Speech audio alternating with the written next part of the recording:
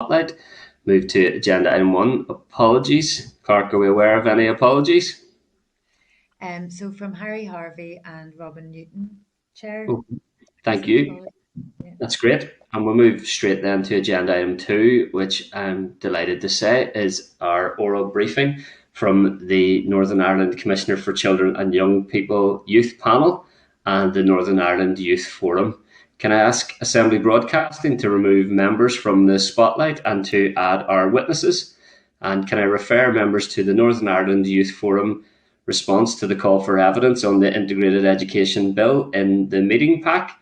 Can I give a very warm welcome to Adam Hamilton, Northern Ireland Commissioner for Children and Young People Youth Panel, Catherine Lamont, also from the Youth Panel, Owen Miller from the Northern Ireland Youth Forum, Zach Taylor-Clark from the Northern Ireland Youth Forum, and Cohen Taylor from the Northern Ireland Youth Forum. You're all very welcome to this meeting of the Education Committee. We're really looking forward to hearing from you on your thoughts on the Integrated Education Bill, and we'll give you up to a maximum of 10 minutes to make some opening remarks and then have some questions from the MLAs. Thank you.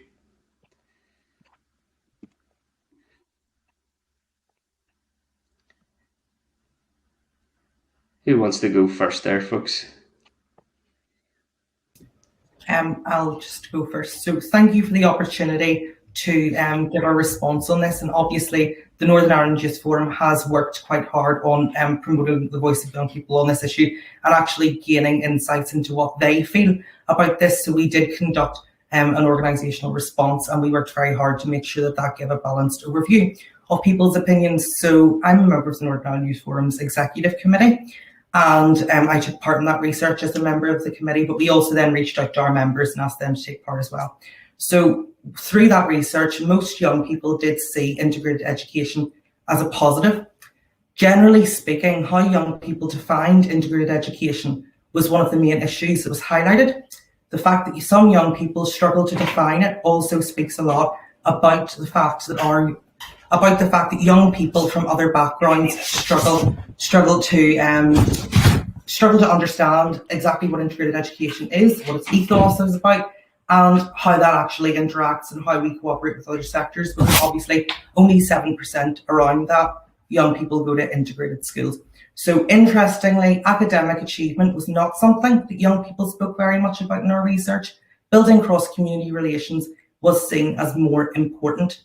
Young people felt that provision needs to go beyond the traditional Catholic/Protestant narrative. Young people also discussed sectarianism, division, and school uniforms as a way of identifying other young people's perceived backgrounds. And from my personal perspective, as a young person who's going through integrated education, I believe it is the only way in which we can provide young people with an education system which celebrates our cultural diversity and which also teaches young people about our society and how we can achieve more together than we can achieve apart. Some young people did speak about how they feel that leaders are being hypocritical and that they need to invest more in integrated education. In my view, many politicians say they want to move Northern Ireland forward, but they need to actually put their money where their mouth is and invest in peace and reconciliation and accept that integrated education is the most cost-effective, most pragmatic and best way to actually move our society forward to build a shared future together. Thank you. And if I'm happy enough to carry on, just to continue Northern Ireland's statement. Feel free to introduce yourselves, folks. By the way, was that Cohen? Yes, sorry, that was Cohen Taylor. I am a member of the Executive Committee. No worries. And I'm Owen. Sound very alike. We're kind of attached at the hip here at the Youth Forum. Members know us in the pair, not separated. And thank you, Cohen. And thank you, Chair and the committee, for allowing young people to present to you today. To follow on from what Cohen said, I'm Owen, and I'm also a member of the Northern Ireland Youth Forum's Executive Committee. The findings from the focus group illustrated that for the most part, young people don't discuss integrated education. However, when the conversation presented itself, that they actually had lots of views and thoughts on this, and that they were quite passionate about the subject. And with this, those who had first-hand experience with integrated education spoke about the importance of building relationships as a primary concern, with academic achievement perhaps coming as a less important factor when choosing an integrated school. However, on the other hand, also within our focus groups, some young people did highlight that they thought that the choice to choose between schools was important. To choose between a faith-based or other setting dependent on their own values, beliefs, and which represents best their faith. Along with this, certain young people saw integrated education as an important component in reconciliation and peace building within Northern Ireland. And recently, as announced by the Northern Ireland Council for Integrated Education, 70% of students within school have less than a 1 in 20 chance of meeting other students from a different faith. This is an astounding figure which young people drew upon who attended a non-integrated education school. A young person within the consultation stated that an integrated school was an opportunity to meet young people from different backgrounds, especially in a place such as Northern Ireland, where most people live separate lives depending on their religion. Another young person who has been in integrated education for the past 15 years was quoted as saying, "Integrated schools bring people together and create an environment where it doesn't matter who you are or where you're from." This is our perspective, highlights the benefit of integrated education for all of Northern Ireland. Along with this, many young people knew little or nothing about integrated education, and those that did thought the concept of integrated education was vague and sometimes struggled to define what it was. It was agreed that more information needs to be shared with regards to what integrated education is and highlight the benefits of it. It was agreed amongst young people that if there was info easily attainable and accessible, it would be possibly assist them in choosing to learn in an integrated educational environment. And I'll finish off with a final quote of a young person who stated, "When you leave Belfast, there's a lack of option and choice for parents, and the onus is on the department to fix that and create opportunities for young people." And that is exactly what this bill aims to achieve. It will put the onus on the DE to provide integrated education for young people and actively promote it to better give young people better chances for their future. Thank you, Chair, and I'll now pass on to Zach, who will finish off the Youth Forum statement. Thank you. Thank you, Chair, members of the Education Committee. I'm Zach Taylor-Clark, and I'm also a member of the Northern Ireland Executive Committee. Experiences and options were varied, and this related to young people's experiences of education. For some of those involved in integrated education, it provided the first opportunity for them to experience young people and new friends on a cross-community basis. Other findings in our report included young people discussed integrated education as a way of the fears about the perceived other side of the community, which could be overcome. Young people also highlighted relationships and challenging the negative stereotypes of the past as things that were important to them. Young people also felt that there was a lack of political support for integrated education and spoke about it needed to go beyond the traditional divisions of the past. I refer from my own opinion of a former education minister that felt that there was little provision for GAA and Irish language in this bill. Our report concludes that young people see integrated education, that it should, could and does include GAA and Irish language as embracing other cultural identities. And on my final point is this: young people felt that religion is becoming less important, suggesting that integrated schools should expand and remit their focus. I go to our report, which suggests that the top two words that people associated with integrated education were Catholic and Protestant, and that they need to stop orange and green hate. I want to thank the committee for listening and pass it on to Adam. Thank you. Sorry, could I say one last thing on behalf of the Youth Forum from our director? Yeah. So on behalf of the Northern Ireland Youth Forum, we just want to say that we are sorry that you're stepping down at the end of this mandate, and that you, Chris Little, have served us and the NIYF well as a political youth champion over more than a decade and brought us to the committee on countless occasions. Thank you for all of your work, and you will be missed. Thank you. Thanks very much indeed for those kind words. Was not expecting that. You've caught me on the hop. Thank you so much. And I'll hand over to Adam Hamilton, please. Thank you. Thank you, Chair. Hello, my name is Adam, and I'm here today on behalf of the NICA Youth Panel. Now, the obvious question here is why integration? In 1921, Northern Ireland's first Education Minister, Lord Londonderry, wanted an education system that educated all young people together. However, 100 years since the creation of Northern Ireland, this aspiration has yet to be achieved. Today, we have only 67 integrated schools in both primary and secondary education. This equates to only 7% of children within Northern Ireland. To me, it's obvious this number is far too low, and this lack of integration is a detriment to our society. It is clear within Northern Ireland this segregated lifestyle can lead to people having positive views about themselves and negative views about others. I believe promoting integrated education for all in Northern Ireland is a positive step for our society. We are a forward-thinking country and segregation is an outdated system. Within the community, there is a clear demand for integration. Just look at recent surveys. The Northern Ireland Life and Time survey found that 69% of parents would prefer their children to be in a mixed environment, and NISRA in 2019 found that 76% of young people wanted religion to not be an issue. I myself only made Catholic friends after joining the Secondary Students' Union of Northern Ireland, which helped me develop views and aspire to a more integrated society. However, without integrated education, distorted views of each other will continue. Segregation is never good, and we should all do more to promote the integration of education and society in general. We should also remember that integration is so much more than religion, with students from all backgrounds, including race, gender, disability, and sexuality, all having an equal opportunity to learn in the same environment. So I ask, do you want an integrated or segregated society? I know where I stand. What about you? Thank you. Thank you so much for your evidence today, folks.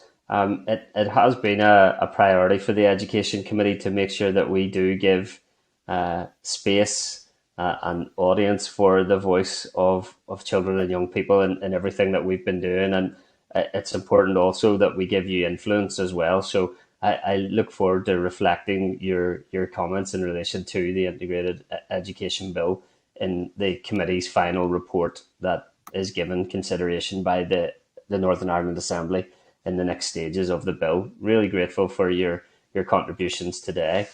Can I bring in other members at that point then and invite Pat Sheehan, the Deputy Chairperson, to address you? Thanks. Thanks, Chris, and thanks to you all for coming along this evening. And I suppose we're going through the same sort of question and answer sessions that we have gone through with other stakeholders. And one of the first things I try to point out is that, you know, most of us instinctively believe that our children and our young people should be able to mix freely, that they should be educated together. You know, all the surveys carried out show up to 70-80% of people want children educated together in an integrated setting. Now, let's set that to the side for a minute and talk about this bill, because, you know, we're talking about legislation where every T has to be crossed and every I dotted, because legislation can sometimes, if it's not done carefully, can throw up unintended consequences. So the bill in its current form, for example, and most of the witnesses who have given evidence to this committee would say that if it became enacted, it would give a privileged position to the integrated sector over and above all the other sectors. So I'm sure there are plenty of people in the Youth Forum who go to Catholic schools, who go to Irish medium, controlled schools, and so on. And they would complain that they would be at a disadvantage. So, and I'm asking you here to speak not in general principles about integrated education, because you'll get no disagreement from me, but I'm asking you to focus on the bill and that point that I have raised, and how would you react to that? And how do you think your colleagues from other sectors would react to that? Thanks. Who wants to take that? Oh, I'm happy to. Thanks. So perhaps the point is that all sectors need to be promoted. Perhaps the point is that young people like choice, and right now we have a situation where only 7% of young people are educated in the integrated sector. But as you said, in recent polling, there's much more room for the expansion of that sector. And it's about why are young people not able to get a place in an integrated school who want one.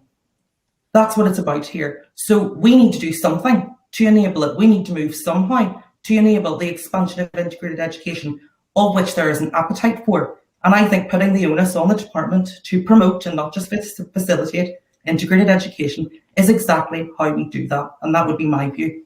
Thank you. Okay. Do you know, Cohen, that there are 3,000 spare places in the integrated sector? Yeah, I do. So the integrated sector has the lowest amount of empty desks across the board of any sector in the country. I do know that. So the point I'm making is that it's not an issue of the sector itself being oversubscribed or not being able to meet the demand, but rather the schools are in the wrong places, some of them anyway. And if there was proper planning and area planning to meet demand, that issue could be resolved in that way. Every sector is battling for prioritisation and area planning. We cannot expect the integrated sector to be able to facilitate demand if the education department is not promoting the integrated sector. Now, I go to Lagan College, and I know for a fact that 500 pupils did not get a place in Lagan College in the last academic year who wanted one.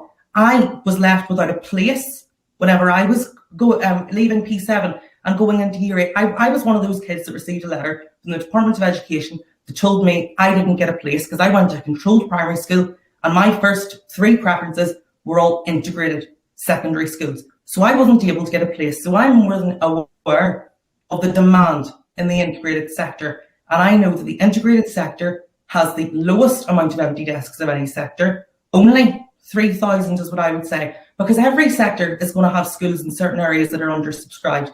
But we have a situation where we are leaving children, many children in our country and young people, without a place in an integrated school who want one. And how else can we expect our society to move forward? Okay, fair enough. And just one other point, and it's in relation to a point that Zach raised, that religion is becoming less and less important. Yet, the integrated sector as it currently stands, and even if this bill were to become law, all integrated schools would still have a Christian ethos. Would you be happy, Zach, if that was changed so that all schools didn't have that ethos and became non-denominational or even secular? Yeah, thank you, Pat. In my opinion, and not in the opinion of the Youth Forum, because obviously all of us have our own opinions on this issue as well. Like, I come from East Belfast in a controlled school that has a Christian ethos. Would I be happy in seeing that taken away? I would still want schools across Northern Ireland to have religious studies as a component of their thing, but having an ethos put into their actual school diary or whatever, I think is unnecessary in terms of my opinion. But I don't think it's number one, it is a place of education. Religion is something that a lot of people have in their, not just in their spare time, but it is their life. And I do believe that religion has a place in schools to be taught and to be learnt. But as an ethos for a school, it crosses the barrier by trying to integrate schools with religion when our society is becoming so much more diverse than ever. So I think it is unnecessary, but we have to sort of watch where the line goes on that.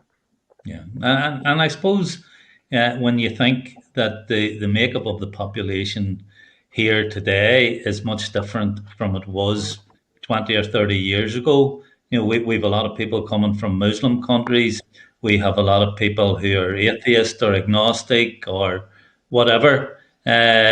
So if we talk about inclusivity if we have a Christian ethos in our schools, it excludes those who aren't Christians, I suppose. So that's, sorry, I'm making a comment rather than asking a question. So thanks for that. I'll hand over back to the chair again. Thank you, Chris. Thanks, Pat, and thanks for those answers. Can I bring in Diane Dodds, MLA, please? Thanks. Thank you, Chair, and thank you to all who have taken part so far.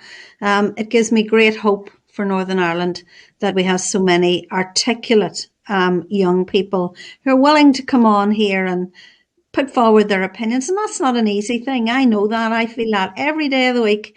And it's not an easy thing to do. And thank you very much. I really do mean that. I think it's really, really hopeful that we do that.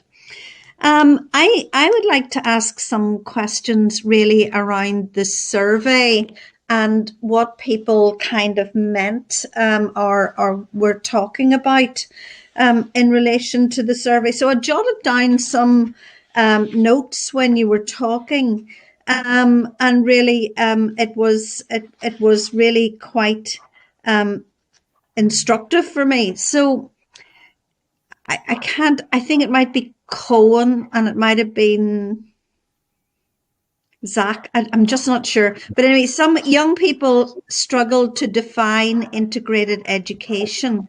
What do you think young people meant, or what do you think is meant by that? Why would young people struggle to define integrated education? So to do with I don't like the answers. Sorry, so yes, so to do, sorry, it's just so I said that. So young people struggle to articulate and identify what integrated education is in its true sense because of it's dependent on your experience of the education system. So if you go to a controlled or maintained school and have never been or even seen an integrated school, what is your reference point? Because at the end of the day, that's what we're here to discuss, whether there is enough spaces in integrated schools, whether there is enough access to integrated education. And I said, and I don't think there is.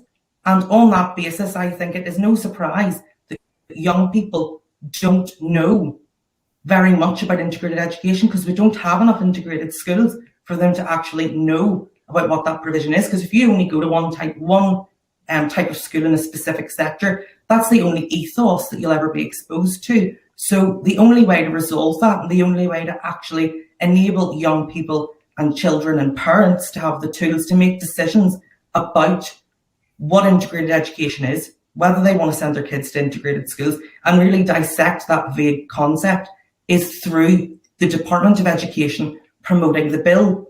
And with regards to... I'm going to stop you there because I understand that you are a huge supporter of integrated education, but I'm really interested in trying to dissect what young people thought was integrated education. So in your head, for you, integrated education is, and I think did you say you went to Malone? No, Lagan College. Lagan College. Lagan College. Right, I'm back in the bad old days. So you go to Lagan College, which has been on the go a long time, which is a fantastic school, and so on. But that's your version and vision of integrated education. Sorry. Did young people have a vision of integrated education which was outside the specific sector? This is what I'm trying to get. I can jump in here. Sorry, Cohen. Within the written response, there was multiple quotes put in from young people describing what some people believed that they thought that integrated education was. So, for example, certain people thought that, I'm just quoting off what we wrote to the chair and yourselves, was bringing young people together from multiple genders, religions and ethnic backgrounds. Some people said that words associated, so they've also linked, for example, mixed cultures, inclusivity, progress and unity. Some people have even went back and started talking about our past and the Troubles. So for most young people, those that went to an integrated education school within our research found that they deemed that in integrated school was either generally for Catholics and Protestants, and then those that didn't, they took a wider approach to what integrated education was. And could I just say, no, just Cohen, can I come?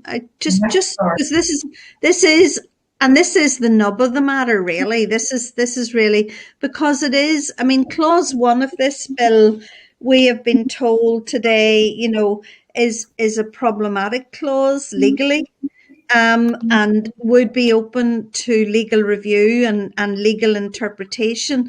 But I think, forgetting all the legal stuff that we were dealing with this morning, I think that the actual vision of what integration is wider than the integrated sector. And I think that the two of you have just demonstrated that. For some people whose experience and whose reference point is that sector, that is what integrated education is. For some other young people, it's a much broader, if I pick you up right, Owen, it's a much broader, wider thing that involves communities coming together, that involves just getting to know other people, etc., and which involves maybe sharing lessons, etc., on some basis.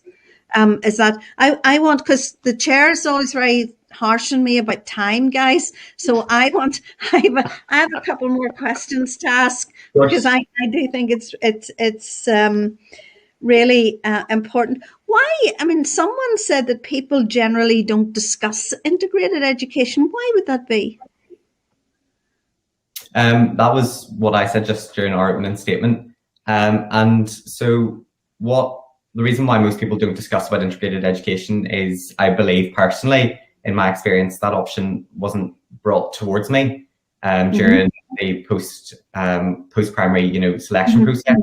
I currently go to a CCMS voluntary grammar school, and all my options were within the CCMS general umbrella, and I was never, for example, put towards viewing that about integrated education. I was never told that there was other options outside that.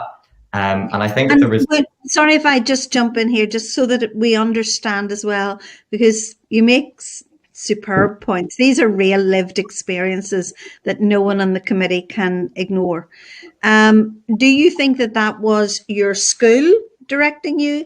Do you think that was your family directing you? Or do you think there was just a lack of just general knowledge and experience?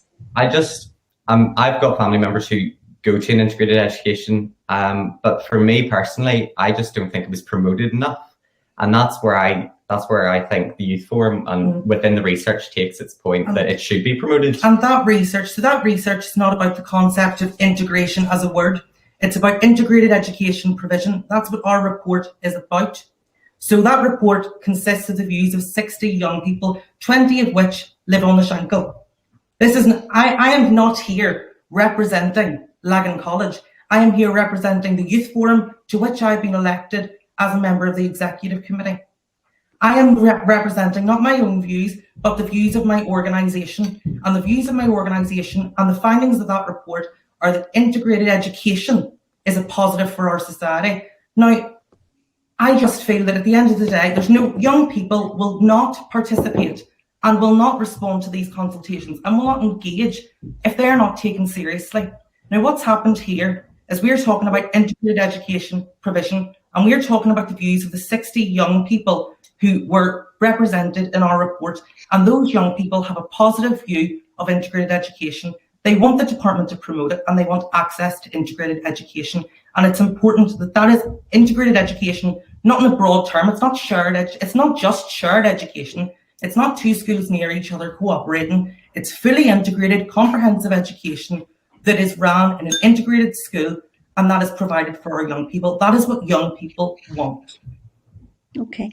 I don't think, Cohen, that anyone is going to disagree with you on this committee. I have never heard it, and I've now sat through hours on end of evidence on this particular bill that, educating young people together is really an important aim and objective in our society. I don't think anybody's negating that fact at all. But, you know, as Pat said, we have a bill in front of us that we have to look at each clause by clause. Could I ask Zach a question, or has Zach gone? Yeah, no, that'd be great, Diane, because Zach actually had his hand raised there as well. Do you All want me right, to? okay. I think we're okay for time this evening, Am I Diane. okay? I'll within make this reason, my yeah. last question. But No problem. I was really interested, Zach, also when you talked about choice in education and how young people, you know, some young people, or maybe that was Adam. I've written down notes, but haven't written down names. Like that was very amateur, and I do apologise for that. That it was important to have choice in education, including the choice of a faith-based education, if that was what you wanted to do it. And Zach, you were very eloquent in response to another question around why you thought it was still important to have those options if you wanted to have the options. Because I must say, I am absolutely in favour of choice in education. Thank you, Diane, for your question. I definitely think, as other members, Cohen and Owen, on the Northern Ireland Youth Forum, all of us on the committee are very pro-integrated education, and I am sure that everyone on this committee and the Education Committee are as well. On that point on religion, what I would say is I was responding to Pat, and I was saying to him that I think it is very important for schools, wherever they come from, to be able to promote religious studies education for all children in that school. What I was highlighting is that I think it is a less important of an issue to have an ethos for all the schools to be following by, as we now in Northern Ireland have a more multicultural society. And I think with having the choice of education on that point is that I believe that integrated education is a way for people to engage in a more eloquent way rather than some sort of the language that we see used from any sides of any community, because our report does highlight some of the key words that people associate integrated education with are religions like Catholic and Protestant that have divided our society for so long. So I believe that if we introduced integrated education from NIYF's perspective, that it would eliminate the barriers of division and open arms of inclusion. That's where I stand on it, and I believe that having a choice of integrated education schools that may have ethoses that are Christian or anything would be, or not ethoses, but actually having religious studies of all sides and actually inclusive religious education would benefit the society better than having a division of religions and a more divided society. Thank you.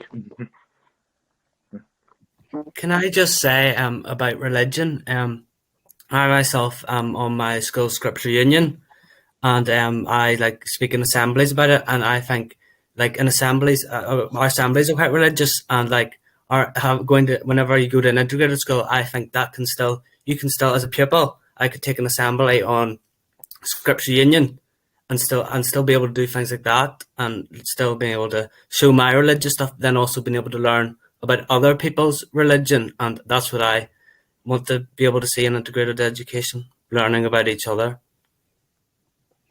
Guys, it's a long, long time since I've been in school, but and I can't hardly remember. So, I mean, I had presumed that religious education in school was a fairly broad subject in terms of what it taught. In any school? No? Am I wrong? Well, yeah. Sorry. All I would say on that was is that from my perspective, every single one of us, me, Cohen, Owen and Adam, could give our own evidence on that with how we're taught. Like, obviously, I go to a school in East Belfast, and the religious education, from my perspective, was broad, but it did refer a lot to Christianity. Even though studying for GCSE myself, other people in my class, one of my best friends, was a practicing Muslim, and we had a couple of other practicing Catholics as well, and it did focus very, very heavily on specific parts of Christianity, especially Protestantism. So I do think that there needs to be a little bit more inclusivity in that as well, rather than a whole ethos behind it. And can I just say, it isn't just always directly about the curriculum.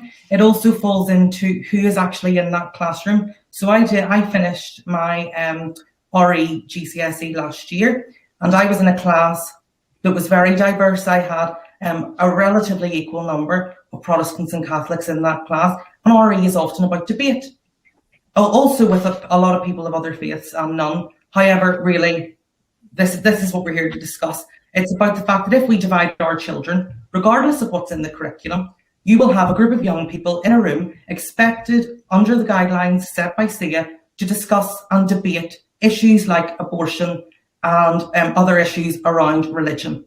How are those young people expected to have a balanced debate and get a balanced religious education if they cannot debate actively in their classrooms with children from all communities and young people? How do we achieve that? If those young people aren't in the same classroom, how do they have a balanced religious education? Because if you have a class where 90% of the children are from one community, what is the point in having a debate? Is it not more valuable to have a debate in a classroom where there's a broad range of views and children can actually work with each other to actually, I don't know, maybe make society a better place and debate issues and actually use the curriculum in RE to its full potential? Because the curriculum sets out that children need to debate, but my experience of debate will be very different to a child who went to a school where their class was, as I say, 90% one faith. Although I suspect, Cohen, to be fair, that in any school of young people, and I would fully expect there to be a very wide range of views on a very wide range of subjects. Folks, thank you so much. I absolutely count it a privilege to have met you tonight and to hear you speak so passionately. Thank you. Thank you. Thank you. Thanks, Diane. Can I bring in Nicola Brogan, MLA, please? Thanks. Thank you, Chair, and thanks, folks, for coming here this evening and for your presentation. And as Diane and Pat have said, and Chris, it's really great to hear such passion and your points put across so confidently and eloquently. Fair play to you. I think it's really important that we do hear your voices and that your voices are listened to. And I do think, as Chris said at the beginning, that the committee, the last year I've been in anyway, has done a lot to listen to the voices of young people, and it is so important because you're the ones taking it on, you know. I want to come back to a point you'd made, Cohen, about this word promote, and the fact that really within the bill, as Pat has said, this is legislation within the bill with the word promote there is going to elevate integrated education over other sectors, including Irish medium education, which comes in. Yes, yeah. Okay, so I spoke to the Children's Commissioner. She was in the committee yesterday. We discussed this as well, and she agreed with me that it really wasn't fair to elevate that over Irish medium education because they're struggling as well. There is demand for Irish medium education as well, and they're being underfunded and under-resourced. Can you understand that their point of view, that that's going to be why the word can't be? I think that the Irish medium sector also does need to be promoted, and Judge Tracy actually ruled the Irish medium sector should be promoted. We support this at the Northern Ireland Youth Forum, and young people have said the choice is important. But that word promote is there for the Irish medium sector under Judge Tracy's ruling. It's not there for the integrated sector. It's not there for as a statutory duty, though, for the department. But then this is what leads on to the independent review. So there's undoubtedly a demand that hasn't been met for integrated education. And I, as everyone else has said, fully support integrated education. I want that demand to be met. I want children and families to have that their choice and to be able to get the places that they want and deserve. But is it maybe a case of waiting until the independent review into education has taken place and that they can see where the authorities are failing and say, right, this is actually what you need to do so that we can meet that unmet demand? As MLAs, I'm sure you understand, there's only a few months left of the mandate, and I think it's important that we recognise that there should be a duty. There should be a duty to promote all sectors. My concern is that rather than all sectors being promoted by the department, that is actually being decided by whoever gets the ministry under the hunt. Is a minister whose votes come from an area with a particular type of school more likely to promote that sector over others? I think maybe more. I don't think it can be it's possible to have for them all to be promoted equally. That's the thing. If the word promotes there, it means it's going to be given preference to another sector. You said about Irish medium education, but Judge Tracy ruled that the Irish medium sector needs to be promoted. So would the imbalance there not be that the integrated sector isn't being promoted and the Irish medium sector maybe is? Well, that's my point though, and that's my point about the review. So it needs to be reviewed to see exactly where the failings are and why integrated education is the needs aren't being met. And I've put this to a number of stakeholders as well to see how come people aren't satisfied with how integrated education has so far been encouraged and facilitated. Your colleague Pat Sheehan did say about how there's broad range of polling to say that young people and parents and other stakeholders support integrated education, but only 7 to 10% of young people are integrated are educated in integrated schools. So I don't think you need a report to tell you that there's more demand for the integrated sector than there is provision, and that therefore with that demand and with that being where the demand is that should be where the priority is for the department to not just facilitate integrated education, but promote it, because that's what people want, that's what young people want, that's what parents want, and that's what our research shows, and it's actually what young people are saying every day. No, absolutely, Cohen. I do know where you're coming from then, but what I mean is the review into how, first of all, how it's measured, the demand's measured, and then how the facilitation and encouragement's been delivered. But listen, thanks so much. Go ahead, Owen. No, that's fine. Sorry. Could I just bring? Yeah, of course. I'll bring Adam in there, and I think Zach might want in as well. Nicola, go ahead there, Adam. I was going to say about promotion. Whenever that maybe you could use the word and amend it later whenever the demand is being met, and you could then first preference, like if people want, put that down as the first preference until that's met, and then you could maybe amend it out of the bill. Is what I was. Okay. Thanks. Zach, is your hand raised, or is that a legacy hand raised there? All right, yeah, I was going to jump into the point there. I got the camera was buffering, but yeah, it was just also on the point of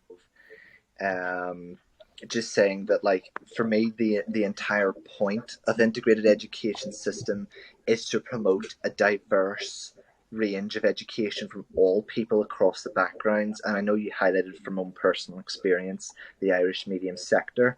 I don't believe that this bill would impact. I don't think it's a party thing where we're trying to one up anyone. I believe it's sort of trying to. Don't just remember that, like, only 7% of schools have this status. Like, they're right at the rock bottom of actually trying to be able to bring people together rather than to take them apart. And I think that, like, as a country that's had so much division, that this bill would actually bring more communities together and actually raise the bar for actual inclusion in this sector. So that's what I just want to say. Thank you. I agree with you that I don't think there's any intention of like one-upmanship from the sponsor. We've spoken to the sponsor at length about this here. There certainly isn't. And I do think that there is a genuine attempt to make a level playing field, but I don't think with that, and I really don't believe that with that, the use of the word promote, that's going to happen. It will mean that it's elevated above others. So that's my viewpoint on it. But listen, sorry, Cohen, you want to come in there? Go ahead.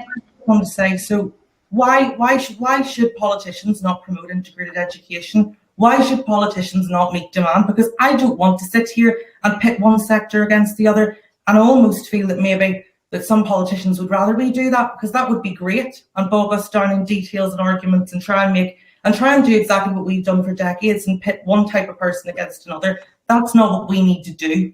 We need to recognise the simple fact that there is 70% of parents based on polling that are happy to send their children, want to send their children to integrated schools, and we have to tackle that. We can't get bogged down in what are sometimes pedantics with regards to what sector we should promote based on our ideologies. We need to promote based on demand. And Adam raised a very good point about amending that out of a bill whenever that demand has been met. And that's exactly what we should be doing. We shouldn't be promoting things based on ideology and what is politically expedient for our base. I understand we have an election in a few months, but we need to promote based on need. And there's 70% of parents want to send their kids to integrated schools. So why shouldn't MLAs be helping to make that possible by actively promoting the sector through legislation and meeting those needs? Okay, cool. Thanks so much. Thanks to all of you. Really, really interesting to hear from you all. Thanks, Chair.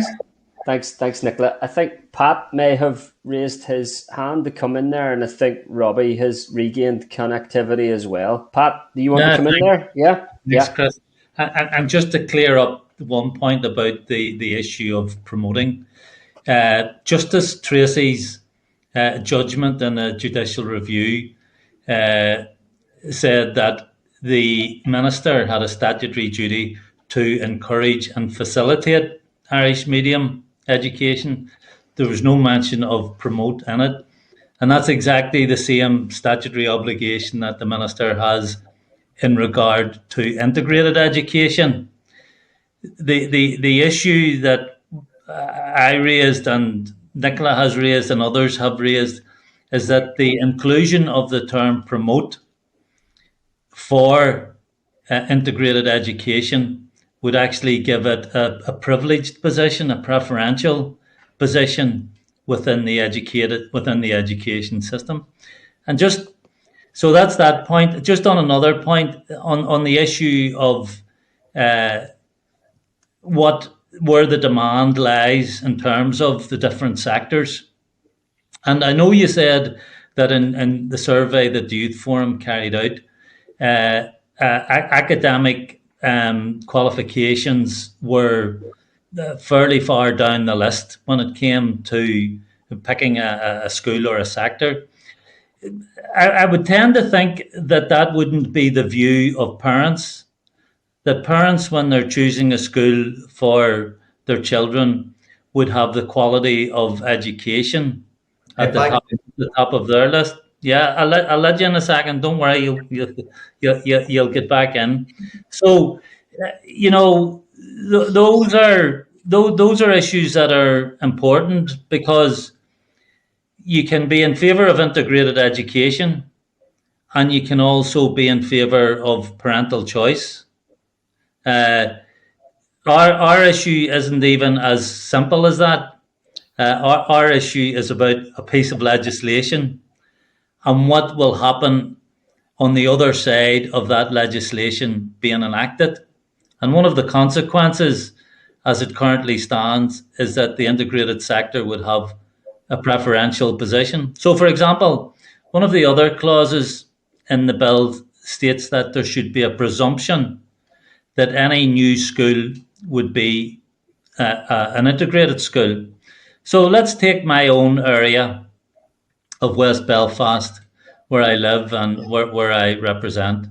If it was decided there was to be a new school built in the middle of Ballymurphy, for example, or the middle of Andytown somewhere, the presumption would be that would be an integrated school.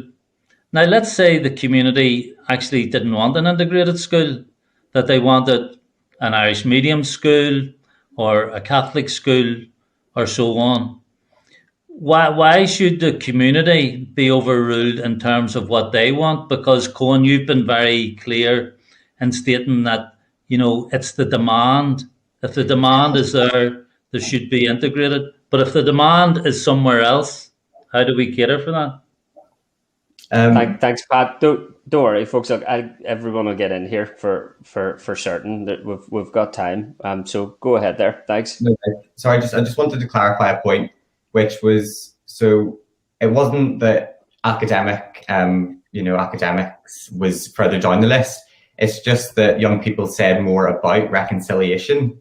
So when posed about integrated education and what first came to mind when talking about an integrated school was reconciliation and abroad, for example, variety of cultures and religions and mixed environments. And it's just that it just so happened that academics, in context of integrated schooling, that word was said less. And young people choose schools for a number of ranges. I mean, I go to a school within West Belfast, which you're an MLA for, and I chose my school for a variety of reasons, for A-level choices and for how close to the area it was for me. And as well as that, we didn't pull parents just because it doesn't fall within our remit of 11 to 25-year-olds.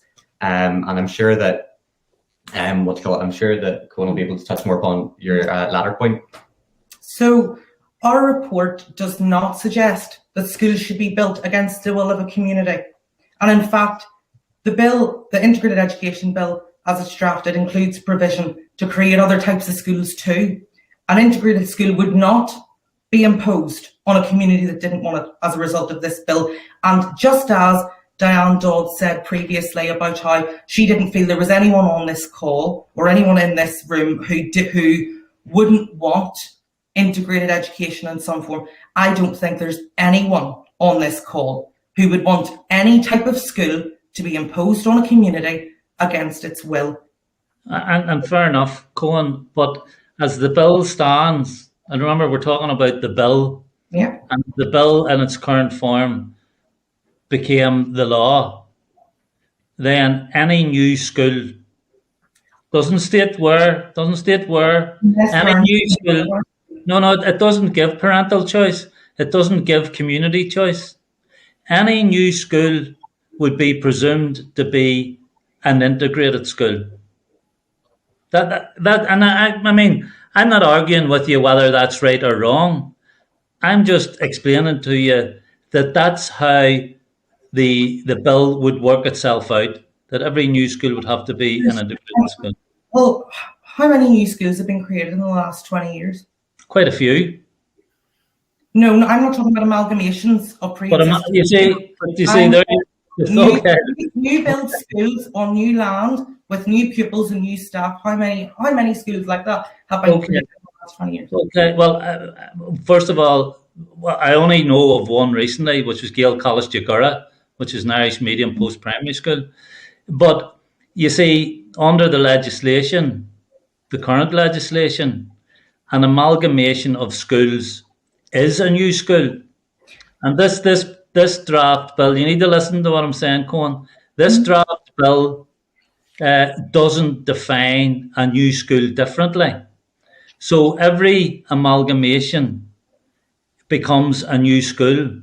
So there have been quite a significant number of new schools that have been established over recent years. So that's something else that, you and I are probably in agreement on. Yeah, well, can I just say, so I'm actually reading from the bill here, and it's 7.1 with regards to new schools.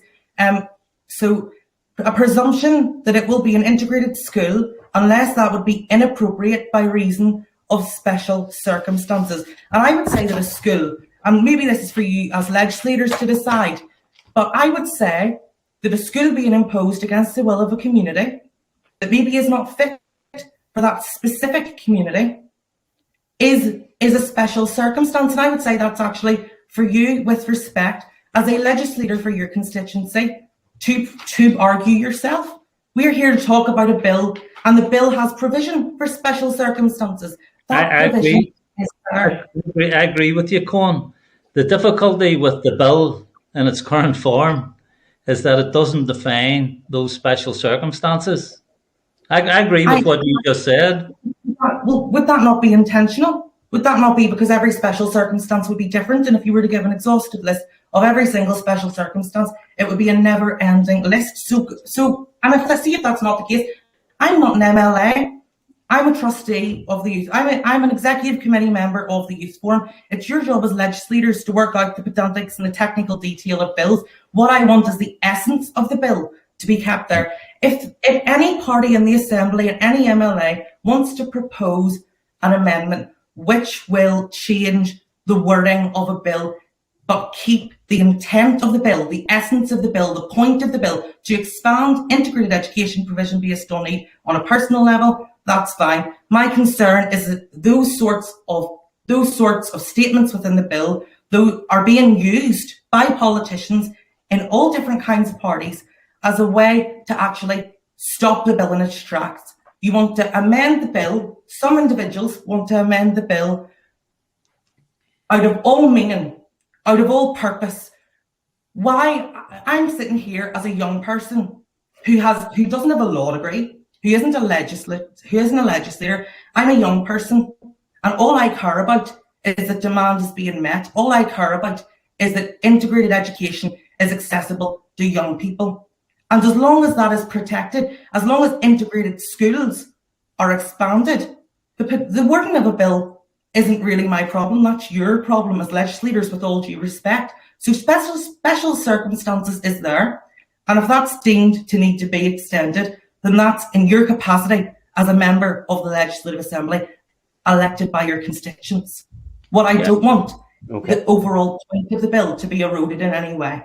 Yeah, and just a final point here, and we're here to listen to you and to learn from you, and to hear the views of young people out there, but it's also important that you listen to us as legislators, and there are such things as bad legislation, and sometimes even bills are so bad that they can't be amended in such a way to reflect the intention of the proposer of the bill.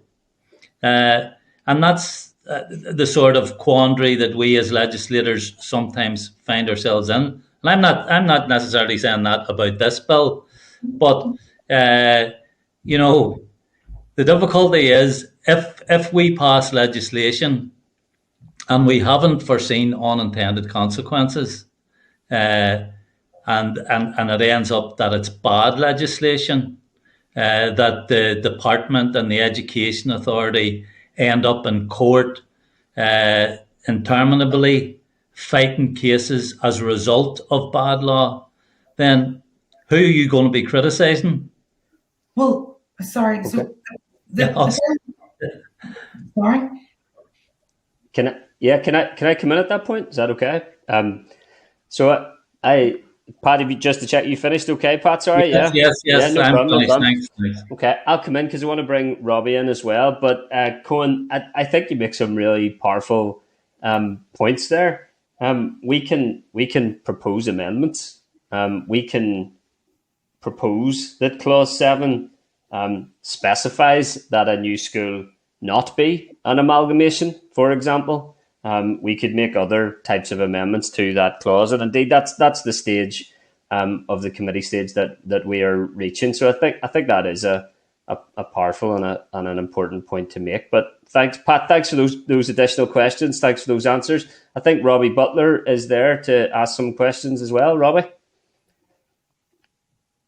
Thank you, Chair. My apologies to you, Chair, the rest of the members, and the panel that have been on here, because I tried to join a few times, but I had some other commitments, and I did get little bits, guys. So you won't have seen when it was on. Sometimes I was doing audio only, so I did get some. I tell you what, that's incredibly powerful to hear you guys tonight. And it doesn't matter actually if I think I'm right, I think some of your stuff's right, or you believe you're all right. I've been kind of blown away by your passion. So if you were going to build this on passion alone, guys, you would drive this bill through. But the reality is as Pat has probably outlined, there's competence of the bill, there's legalities and stuff. But one of the things that if I can, and this is open to anybody, one of the intents of the bill is kind of to be cost neutral. And you will know that the education budget is the second biggest budget that we have, I think, in the Assembly. I think it's in around 2.3 billion pounds.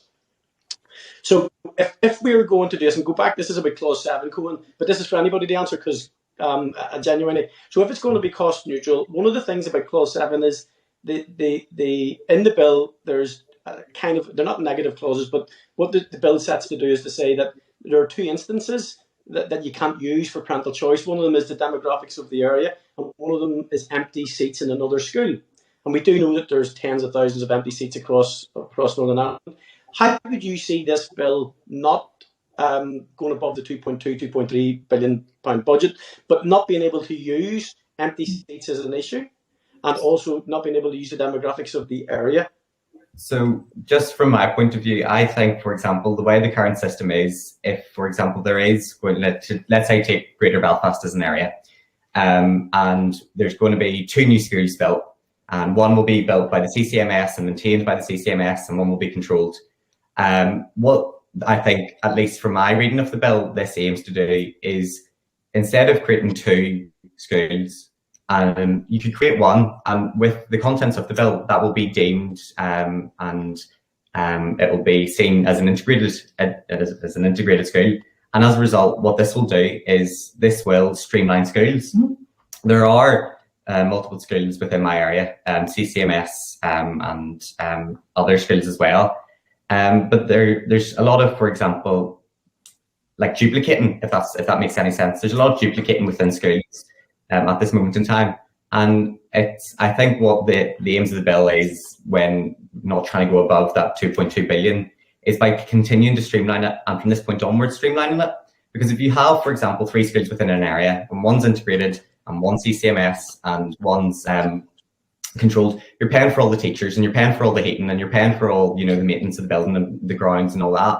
And so if there was a new school to be set up, or even moving one to another and just having one building to contain 500 people schools to have a 1,500 people school, it's much more, I would say, economically sensible. But that's from what I gauge from the bill. So yeah, go ahead, Joe. Did someone else want to come in there? Sorry. Yeah, Cohen, sorry, go ahead. So I just wanted to clarify. So for me, the cost of division is a huge number within our society. The duplication of services is a huge problem within our society. Now, as committee members, I'm sure you all know that we spend more per pupil than any other region in the UK. And that's because we have to cater for such a wide variety of school types, and we have to provide such a wide range of provision. And yes, that is necessary, but the public is indicating that they are actually willing to buy in to a more cost-effective option. Because as a so if I extend that, Cohen, but you said an important thing there, because I was talking to the Children's Commissioner yesterday, and I've talked about this. I agree with you, okay? So, but what I'm worried about this bill is that it doesn't streamline. What it does, it reinforces another sector in an already segmented. So what it does is, yes, and I don't bear in mind, I would love to see integrated education brought onto a level playing field. I think it should be treated equally, absolutely. But what does stick in my craw a little bit is that some of my 2 kids went to Friends, okay? And Friends is probably one of those schools in the controlled sector which demonstrates that they actually have as much integration as an integrated school. We heard today, for instance, that in the controlled sector, there's between 32 and 38% of minority community, which is a benchmark that integrated schools also would seek to attain. So I'm not sure you get a cost saving. So what I'm saying is, in clause 7, at the minute it says you can't use empty seats. Now, if you can't use empty seats in a school as a reason to not build a school, then you are going to add on to the fiscal budget. It is going to cost more. So I'm saying if we in the clause we want to allow that as a genuine reason, that we're not going to increase the burden on the taxpayer here just to create a school in an already overcrowded sector. Does that make sense, Cole? Well, what I would say, so with regards to a school like Friends, that may almost, if I'm taking your words correctly, it almost would have the demographics fit for an integrated school, but isn't an integrated school. Well, it's schools like that are maybe smaller than Friends, that aren't performing very well, that have those demographics and that buy-in to be an integrated school that this bill wants to enable to become integrated schools to save money. Because if you have one site, if you have a new school that would then be integrated on one site, that would save money rather than 2. And that's how the bill's money. Long term, it might actually cost the education sector a significant amount less, because there would be a decrease in duplication of services. And I could agree with that, but that's not integrated education. That's being educated in your own community, and it's an ethos. So it's not actually about doing what integrated education was set out to do, because integrated education was set out to educate, young people from different backgrounds together. And one of my issues with this is that the bill probably isn't ambitious enough in what it wants to quantify as what integrated education is. I did join I don't know who it was talking, but they were saying young people have moved away from just talking about Protestant and Catholic, and it's about integrating, and I get that. My issue with that is that all those other schools are already doing that other integration, in and around, and then there's in the maintained sector, it's not happening. To be fair, you can quantify it in the maintained sector, it's just not happening for a multitude of reasons, I suppose. And I'd like to see more ambition there. One of the things that was talked about yesterday from CSSC was about the sectors actually being part of this conversation, talking about the bill and saying, how can they collectively achieve what you guys want? Because I believe we all want the same thing. But if we're not physically educating our kids together, then for me, we're not integrating. If we're not having a certain mix of Protestant, Catholic, and other, and neither, then how are you actually integrating? But Mike, so the feelings of EA should not change, should not affect whether this bill passes or not. At the end of the day, if you have, the point remains, if you have a Catholic maintained school and a controlled school in a similar area, that is not cost effective. And the solution to bring those schools together in a way that actually combines their ethos is through integrated education.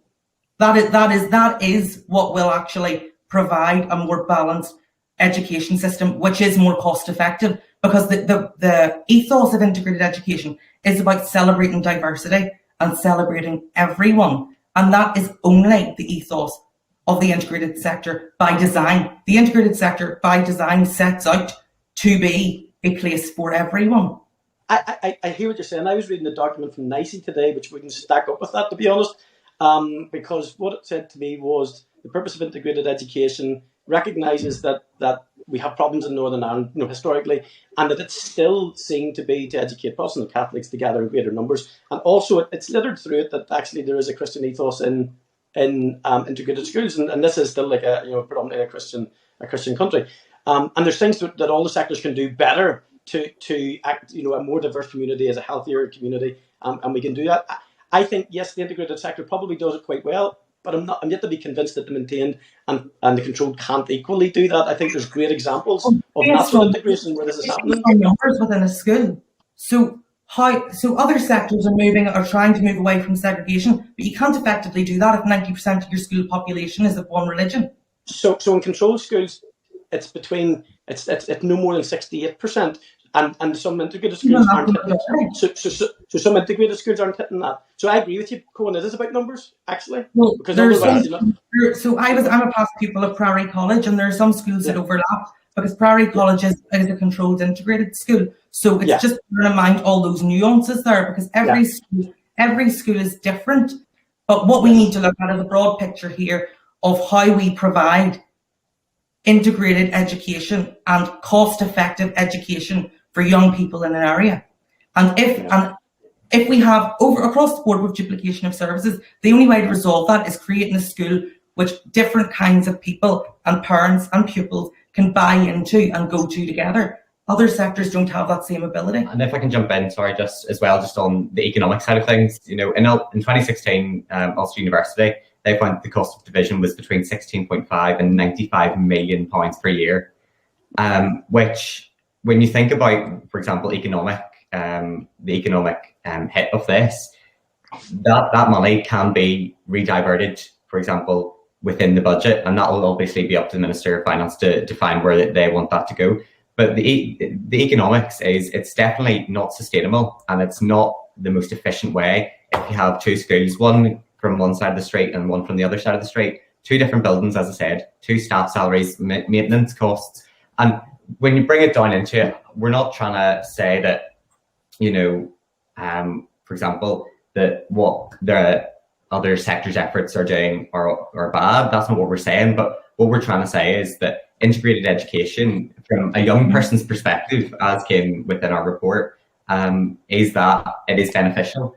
And there's also one other element with regards to schools being near each other with ability. So all integrated schools are by design and by their ethos an all ability school.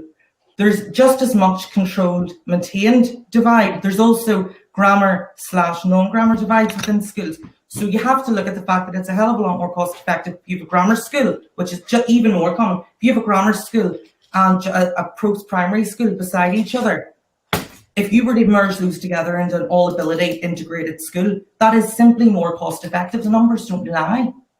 Can I bring Robbie? I'm just conscious Zach is trying to get in as well, yes. And if you can we let him come in on this, and then we'll bring you back in, Robbie. Yes, please. Yeah, Zach. So I just want to follow up from Owen and Cohen's points by basically saying is we can talk about the economics and everything today, but it's mainly about what we want our society to look like in 10, 20, 30 years time, because 20 years after the Good Friday Agreement has been signed, we are still sitting here as someone who is born after the Troubles talking about divisions that have completely divided our society for so long.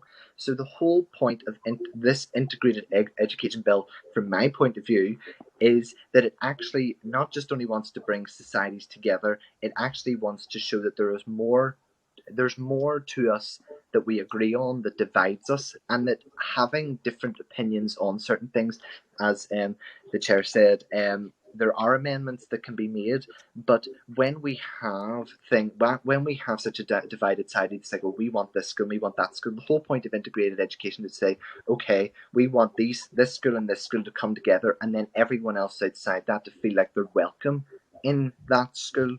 So when we talk about the economic and fiscal impact on the taxpayer, what I would revert that to is that over the longevity of the next 5, 10, 15 years, that actually having a society that is more tolerant to people of the Islamic faith, of the Protestant faith and Catholic faith, and having people come together in an education setting to actually meet each other, rather than having to go out of their way outside of school to see other opinions. Because as Adam said rightfully, that he made Catholic friends through SSUNI and SUNY. I first met my Catholic friends through the Northern Ireland Youth Forum. So we need to be able, it goes far past the political and economics of political parties that are before us today. It goes beyond a future for what we want the next generation to look like, because I know from my point of view, I want the next kids who are sitting here on this committee to be actually proposing things that will better their education, not actually get them involved with people that they already should be involved with. Thank you.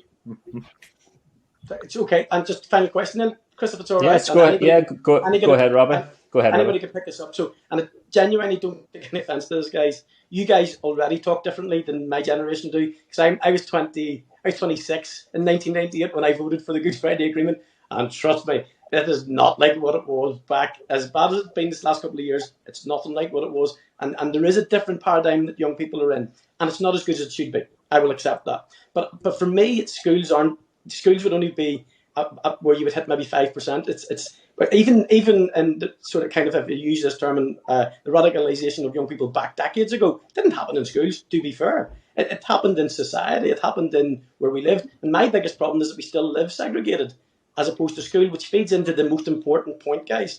And it goes back to maybe Pat discussing schools in West Belfast where he lives, which predominantly would be a Catholic area. Okay, so it's a big catchment. Okay, so what would your answer be to actually integrating? So if you've got schools in those areas which are 99% or 95%, are you in favour of busing kids out to make sure that we achieve this integrated ethos, which is educating young people together from different backgrounds, or is it simply about narrowing down on the ethos of what's being taught and that type of stuff?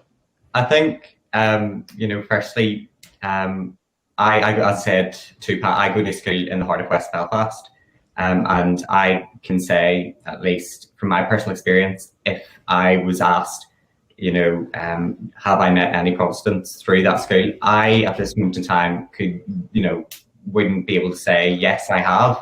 And maybe there are, but all I'm saying is we don't want to obviously be kicking people out of schools just to move people. And I think from the point of the bill, that's not what it's also aiming, but we also want people, especially young people now. And thankfully, thanks to those voters who did vote yes in the Good Friday Belfast Agreement back in 1998, like yourself, when that comes around, we want them to push back against the old rhetoric, and we want them to actually move on.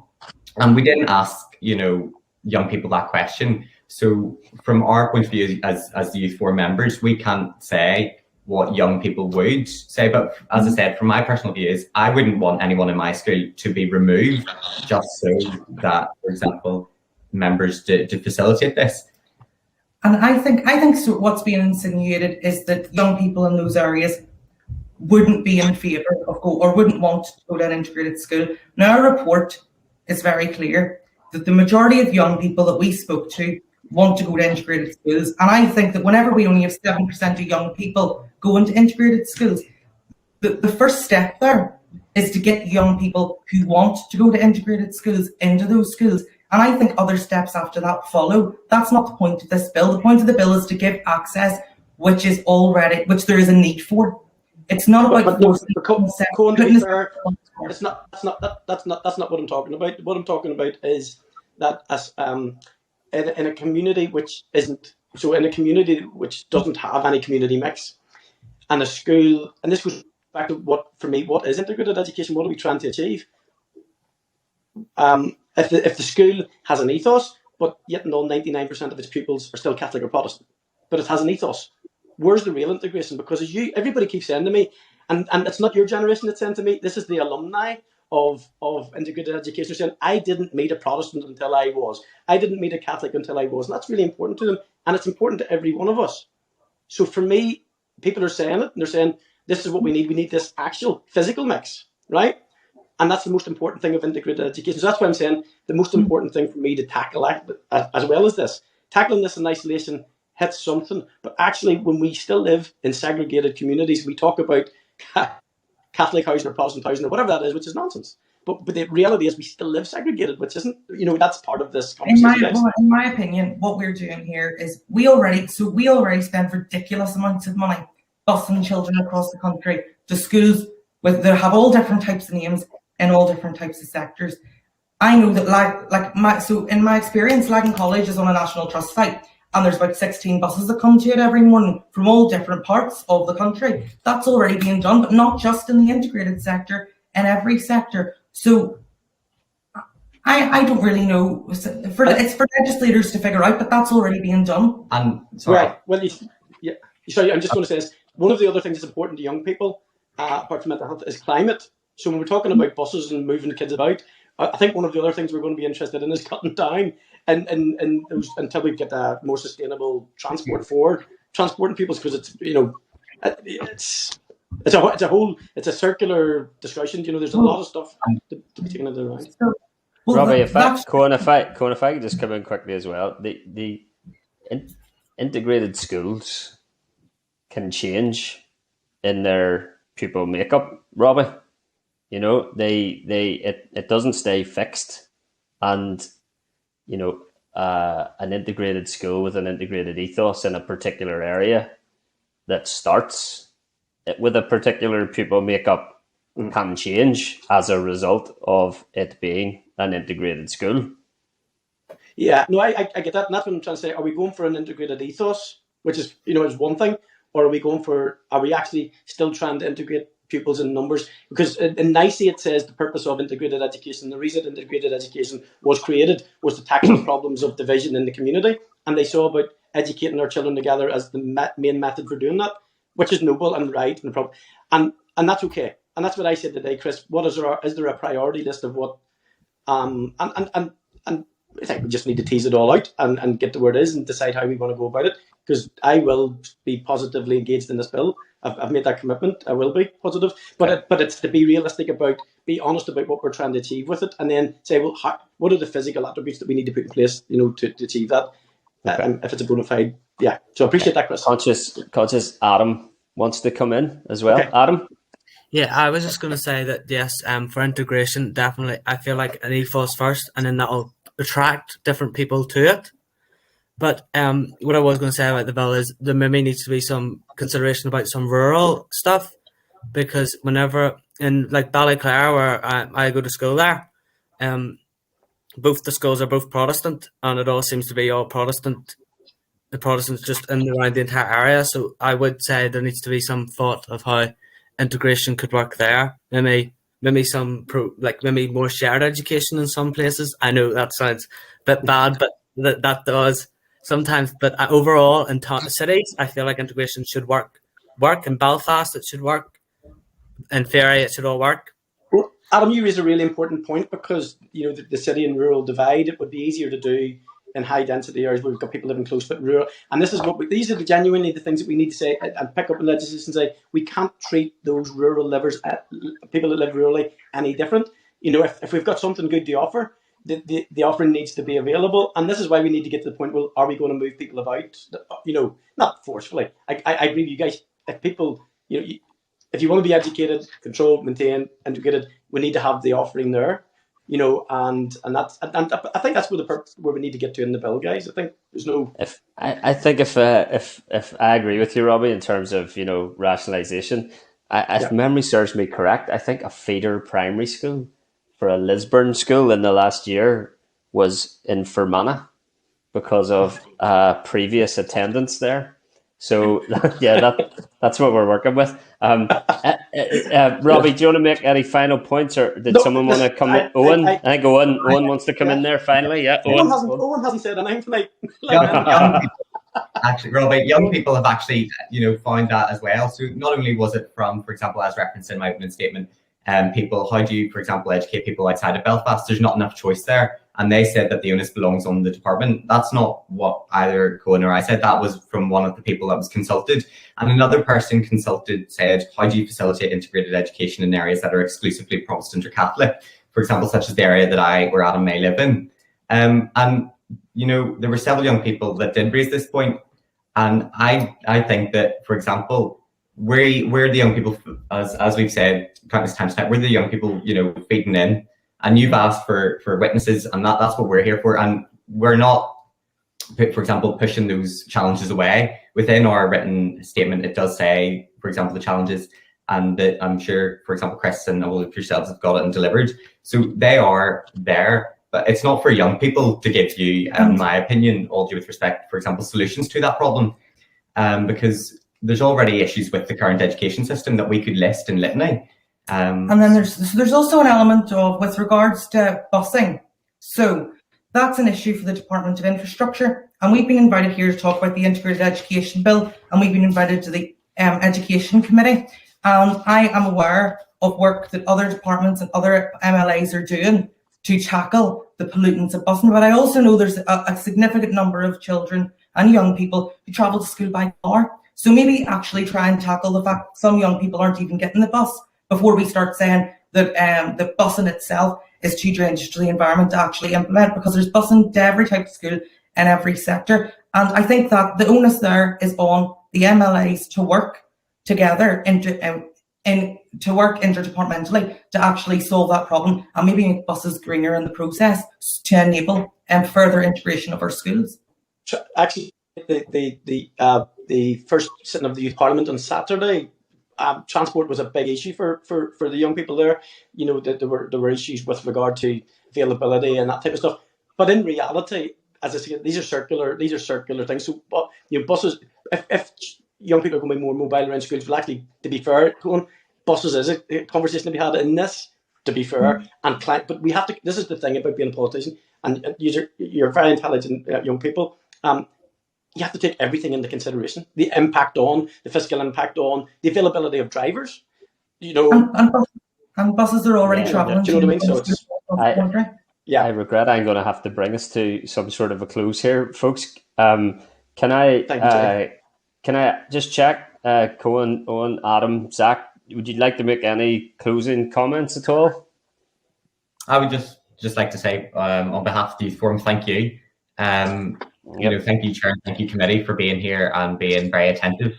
And it's nice that, for example, that there was also rationalisation from your point of view.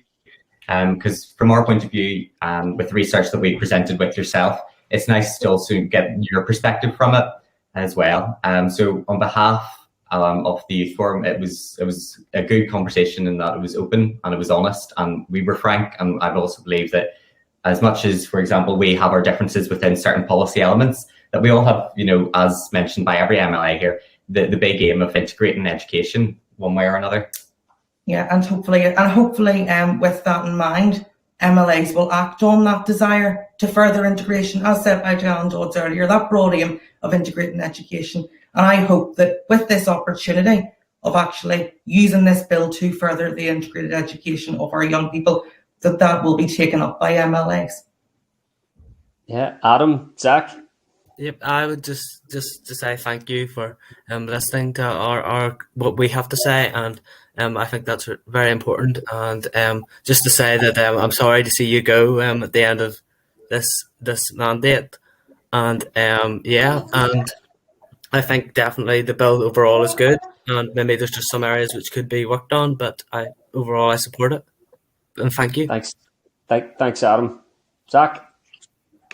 I just wanted to say thank you to everyone in the committee and to you, Chris, for your really good work for my constituency of East Belfast. It's been a real great pleasure to have you representing us, and also just to thank you everyone on behalf of the Youth Forum as well from myself as well. Thank you all. Thanks, Zach. I think East Belfast has a representative in the making there anyway. The thing that struck me, folks, was this the parental preference and the pupil preference. We've taken a lot of evidence now, and in this debate, you hear a lot of reference to parental preference, a lot of reference. And the thing that struck me today is the hopes, the aspirations, the requests, the voice, the preferences of young people, of pupils. And I suppose one last question for me before we do finish, I suppose, is to what extent does the other thing that struck me was whether or not the Department of Education actually informs young people about educational choices and educational pathways. We hear a lot about parental preference, a lot about parental choice. To what extent does the Department of Education inform young people about their educational choices? From my point of view, the information that I got when I was moving through the post-primary process of choosing schools mainly came from my school and my family. And due to, for example, my background and the school that I went to, it was also run by the CCMS, I wasn't really told, for example, of other sectors out there. And I think that's where it does rely on the department to give that information. If, for example, the department have all the information collated in a way that is an easy read version for young people, they're 11, 12 when they make these decisions, but as well as a simple, easy way to understand what each sector does, because we've got so many. And this is what when it was touched upon also within, for example, by Nicola Brogan about the education review, it will be good, but I think that we need to promote it now while we still can in the current political climate. Yeah. Do you think it's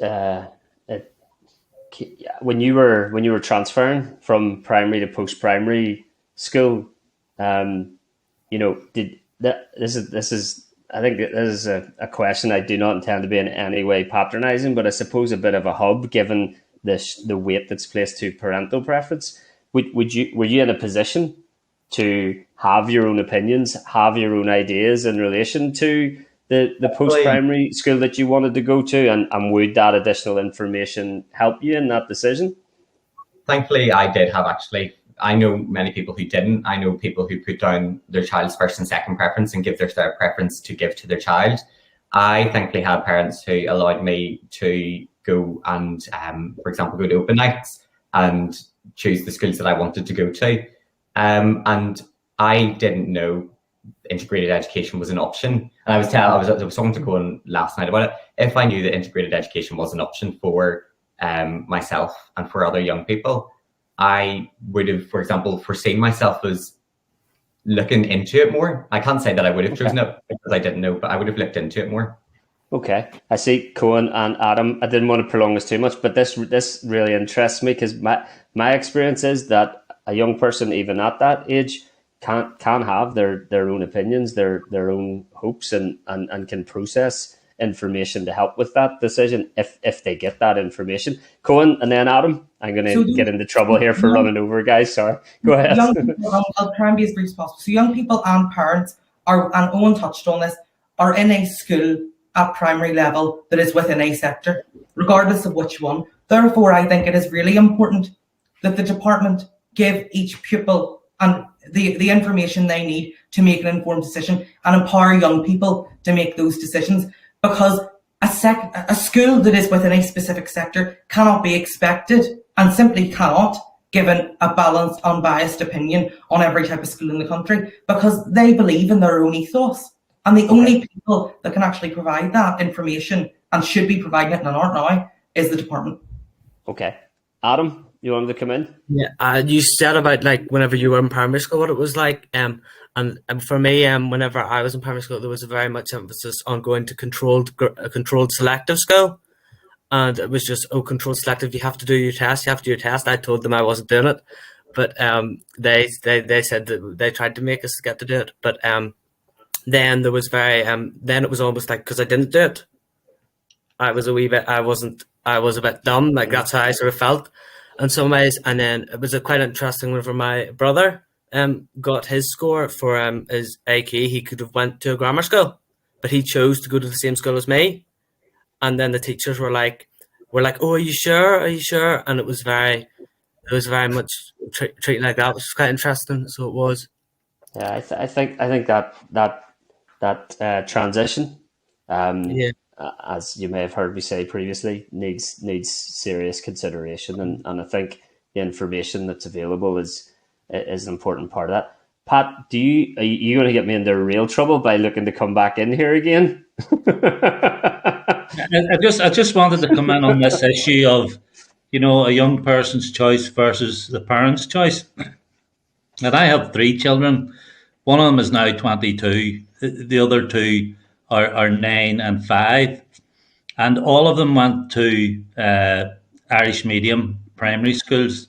But when my son was leaving the Irish medium primary school, I wanted him to go to a post-primary Irish medium school. He, on the other hand, wanted to go to a school which had a certain sporting reputation. They promoted sport, and he wanted to go there, particularly hurling and Gaelic football. And as it so happens, that was also the school closest to where I live. So in the end up, he got his way. It was a discussion. I could have put my foot down and said, "No, you're going where I say." But I would think most young people would have that type of discussion with their parents. At least I hope they would. And similarly with my two daughters who were at Irish medium primary school. And it goes back to the discussion we were having earlier. I support integrated education. I think the education system should be more integrated.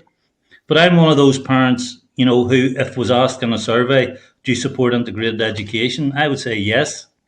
But I made a choice to send my kids to Irish medium sector. So just because you support one particular type of education doesn't mean you don't also support others. And other parents might say, well, I want my child to go to such and such a school because we're Catholics and there's a Catholic ethos.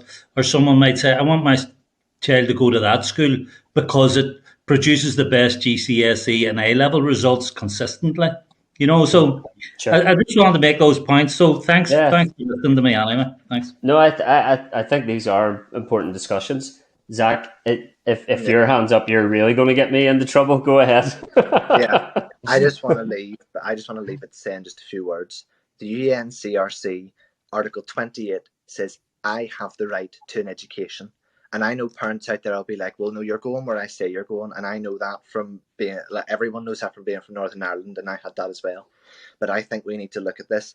The Northern Ireland Youth Forum Executive Committee has ages ranging from 11 to 25 with opinions. And I think that children's opinion should be respected. And I know everyone in this committee does that.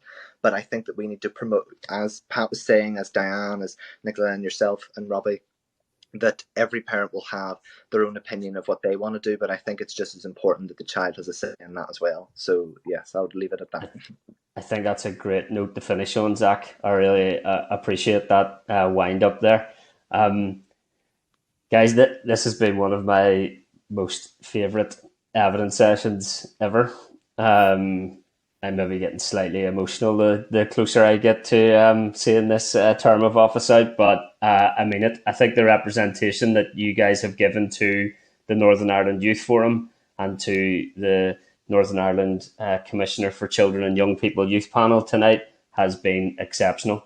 I think the voice and the influence that you've given to young people has been exceptional, and your written evidence and your oral evidence here tonight, I hope and I trust, will form a really important part of the consideration of this integrated education bill. And I say a huge thank you for it.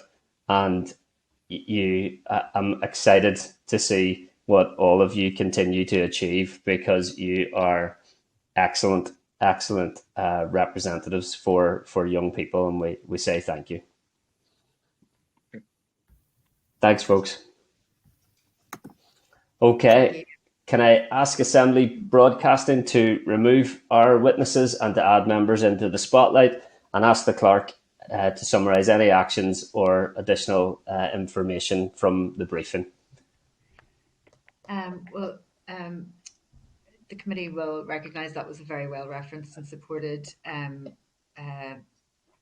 presentation and set of arguments, and there was a very wide-ranging discussion about transport, rationalisation, the young people's perspectives on RE in the curriculum and in the ethos of schools, the idea of positive action, and Adam, I think it was very creative with his suggestions about what would amount to a sunset clause, so the idea that you might take the promotion temporarily and phase it out after a period of time. So I just thought that was interesting. And yeah, they didn't really want to compromise on the idea of promotion. And the parental choice versus pupil choice discussion at the end, I think was really interesting as well, to reflect in deliberations as we go through the last couple of weeks. So hopefully that session will inspire everybody to be creative in amending and looking at the bill. Thanks for that summary, Clark. I realise it's late. It's getting late into the evening here as well, but I'm really grateful for that. And my understanding is hopefully some of those proposers' suggestions for amendments will be arriving with the committee fairly soon, in the next day or days.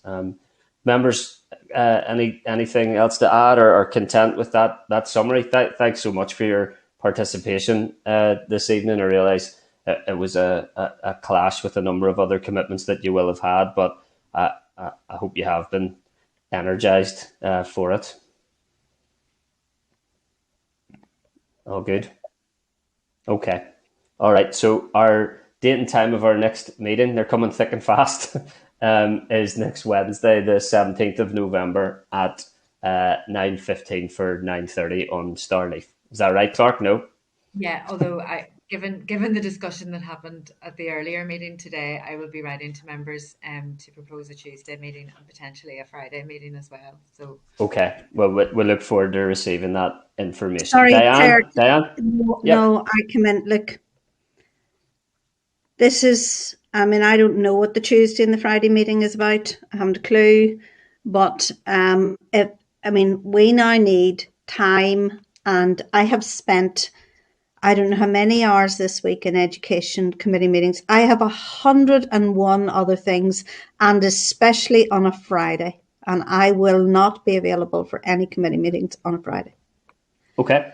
I Thanks have for that. a mountain of things that are booked in for me, like just one after the other, every minute of Friday, and this is an impossible situation that people are being put in. Okay, thanks for that. So we'll send that info out, and we'll try and make sure that there are scheduled meetings that people are able to attend then. Okay, folks. Thanks very much. Thank you. Meeting is now adjourned. Thanks. Night. Thanks, everyone. Thanks, everyone.